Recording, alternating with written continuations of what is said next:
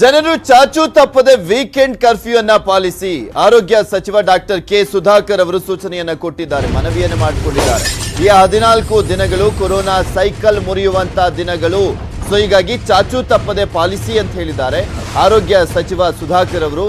Lockdown ಮಾಡದೆ ಎಲ್ಲಾ ಚಟುವಟಿಕೆಗಳಿಗೆ ಅವಕಾಶವನ್ನ ನೀಡಲಾಗಿದೆ, ಕರ್ಫ್ಯೂ ಪಾಲಿಸಲೇಬೇಕು ಅಂತ ಸಚಿವ ಸುಧಾಕರ್ ಹೇಳಿದ್ದಾರೆ.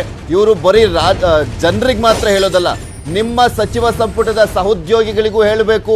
ಸುಧಾಕರ್ ಅವರೇ, ನೀವು ಸುಮ್ಮನೆ ಜನರಿಗೆ ಬಂದುಬಿಟ್ಟು ಪುಕ್ಸಟ್ಟೆ ಉಪದೇಶ ಎಲ್ಲರೂ ಕೊಡ್ತಾರೆ. ಅಶ್ವಥ್ ನಾರಾಯಣ್ ಅವರಿಗೆ ಹೇಳಿ, ನಿನ್ನೆ ರಾಮನಗರದಲ್ಲಿ ಚುನಾವಣೆಗೆ ಹೋಗಿದ್ರು. ಇನ್ನ ಸಮಾಜ ಕಲ್ಯಾಣ ಇಲಾಖೆ ಸಚಿವರಾಗಿರುವಂತ ಶ್ರೀರಾಮುಲು ಅವ್ರಿಗೂ ಕೂಡ ಹೇಳಿ, ಬಳ್ಳಾರಿಯಲ್ಲಿ ಪ್ರಚಾರ ಮಾಡ್ಕೊಂಡು ಕೂತಿದ್ದಾರೆ ನಿಮ್ಮ ಸಹೋದ್ಯೋಗಿಗಳು. 2ನೇ ಅಲೆ, 3ನೇ ಅಲೆ, 4ನೇ ಅಲೆ ಕೂಡ ಕೆಲವು ದೇಶಗಳಲ್ಲಿ ಬಂದಿದೆ. ಅಂತ ಎಲ್ಲ ಸಂದರ್ಭಗಳಲ್ಲಿ 1 ತಿಂಗಳು 1.5 ತಿಂಗಳು ಲಾಕ್ಡೌನ್ ಮಾಡಿದ್ದಾರೆ. ನಾವು ಆ ಪರಿಸ್ಥಿತಿಯಲ್ಲಿ ಇಲ್ಲ ಅಂತಾನೆ ನಾವು ಜನಜೀವನಕ್ಕೂ ಅವಕಾಶ ಮಾಡಿಕೊಟ್ಟು ಎಲ್ಲ ಚಟುವಟಿಕೆಗಳಿಗೆ ಅವಕಾಶ ಮಾಡಿಕೊಟ್ಟು ನಾವು ಈ ಪರಿಸ್ಥಿತಿಯಲ್ಲಿ ಇದ್ದೇವೆ.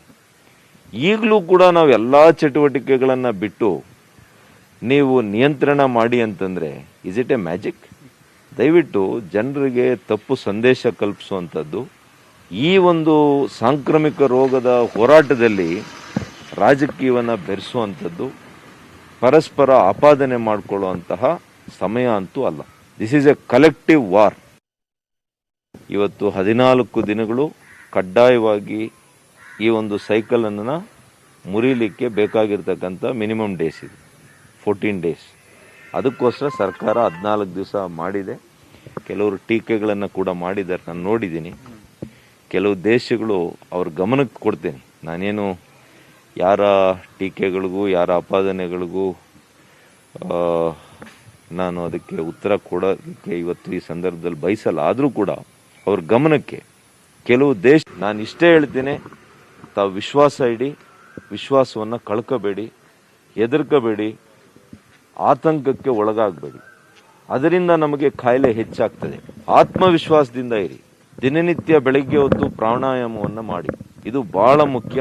ನಮ್ಮ ಶ್ವಾಸಕೋಶಗಳು ಬಹಳ ಉತ್ತಮವಾಗಿ ಕೆಲಸ ಮಾಡಬೇಕು ಅಂತಂದರೆ ಬೆಳಗ್ಗೆ 6 ಗಂಟೆ 5 ಗಂಟೆ ಈ ರೀತಿ ಉತ್ತಮ ವಾತಾವರಣದಲ್ಲಿ ಕೂತ್ಕೊಂಡು ಫ್ರೆಶ್ ಆಕ್ಸಿಜನನ್ನು ಹೊರಗಡೆ ನೀವು ತೆಗೆದುಕೊಳ್ಳುವಂಥ ಪ್ರಯತ್ನ ಮಾಡಿ. ಎಲ್ಲ ರೀತಿಯ ಪ್ರಾಣಾಯಾಮಗಳನ್ನು ಮಾಡಿ, ಲಘು ವ್ಯಾಯಾಮವನ್ನು ಒಂದು 30 ನಿಮಿಷ ಕಡ್ಡಾಯವಾಗಿ ಮಾಡುವಂಥದ್ದನ್ನು ಅಭ್ಯಾಸ ಮಾಡ್ಕೊಳ್ಳಿ. ರೋಗ ನಿರೋಧಕ ಶಕ್ತಿ ನಮ್ಮಲ್ಲಿ ಹೆಚ್ಚಾದಾಗ ಯಾವ ವೈರಾಣುನೂ ನಮ್ಮನ್ನೇನು ಮಾಡೋಕ್ಕಾಗಲ್ಲ. ಹಾಗಾಗಿ ಆತ್ಮವಿಶ್ವಾಸದಿಂದ ಸರ್ಕಾರದ ಜೊತೆ ತಾವು ಕೈ ಜೋಡಿಸ್ಕೊಂಡು ವಿಶ್ವಾಸದಿಂದ